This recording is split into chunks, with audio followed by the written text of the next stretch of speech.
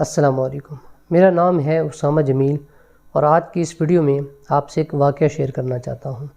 میں عشاء کی نماز پڑھ کے مسجد سے نکلا اور مسجد کے قریب ایک شاپ ہے، وہاں سے ناشتے کے کچھ متعلقات خریدنے تھے۔ جب میں شاپ پہ پہنچا تو وہاں ایک صاحب اپنے بیٹے کے ساتھ آئے ہوئے تھے۔ انہوں نے وہاں 20 روپے کے 2 بسکٹ لیے۔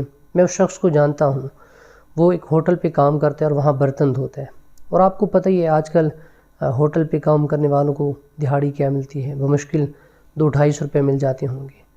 انہوں نے دکاندار کو 50 روپے کا نوٹ دیا اور وہاں سے 30 روپے واپس لیے اور وہاں سے جانے لگے تو بیٹے نے باپ سے فرمائش کی کہ میں نے ناشتے میں انڈا کھانا ہے، تو باپ نے 20 روپے کا نوٹ نکال کے بیٹے کو دیا کہ جائیں آپ انڈا خرید کر لیں۔ بیٹے نے 20 روپے دکاندار کو دیے اور جب وہ ٹرے سے انڈا اٹھا رہا تھا تو اس کے چہرے پر خوشی کے آثار نمایاں تھے۔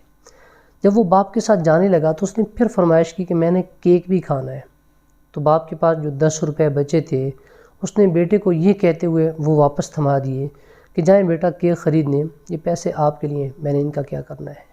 بیٹے نے 10 روپے دکاندار کو دیے، وہاں سے کیک لیا اور باپ کے ساتھ چلتا بنا۔ اب وہ باپ جو جیسے تیسے کر کے 4 پیسے کماتا ہے لیکن اولاد پہ آنچ نہیں آنے دیتا، لیکن یہی باپ جب اولاد سے 2 مرتبہ پانی مانگ لے تو اولاد کے لہجے میں ترشی آ جاتی ہے۔ وہ والدین جو اولاد کی بیماری پر رات بھر جاگتے ہیں، لیکن یہی والدین جب بیماری کی جکڑن میں آتے ہیں تو اولاد ان کے پاس 15 منٹ رکنے کو تیار نہیں ہوتی۔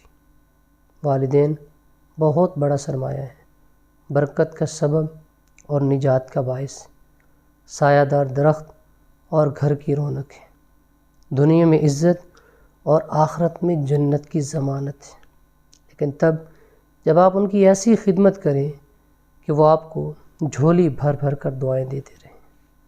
اپنا بہت سارا خیال رکھیے۔ اللہ حافظ۔